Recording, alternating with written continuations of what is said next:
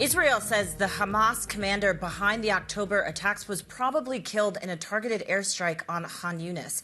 However, Hamas says the military commander is alive. The Gaza militant group has also denied freezing ceasefire negotiations and said at least 90 people were killed and 300 injured in Saturday's strike. Bloomberg News executive editor for the Middle East, North Africa, and Russia, Stuart Livingston-Wallace, is joining us now from Dubai. So, Stuart, beyond the immediate targets here with this attack, I mean, what is Israel really trying to achieve with a strike on this scale, at this time especially?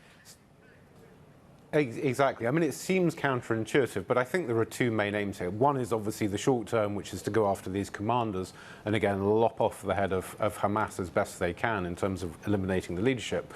But the longer term view, I think, is to keep adding pressure. Their feeling within Israel is that if you can take out more and more of the Hamas leadership, ultimately that will force them to the negotiating table.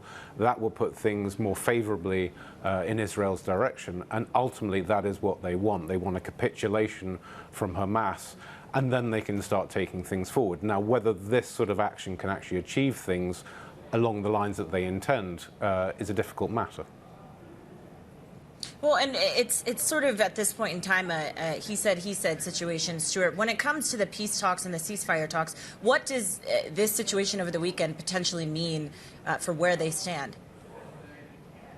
I mean, I don't think it really moves us further forward because ultimately, well, two things to remember. Number one, we already got into the tail end of last week where it was clear that they weren't making as much progress as some of the Western leaders had perhaps suggested that they were. Both sides basically accusing the other of changing or moving the goalposts, as it were, changing their intentions. And there is a real lack of faith here in terms of making progress. Nonetheless, all parties, based on what we heard last night from Hamas, seem keen on continuing those negotiations and perhaps ultimately getting somewhere.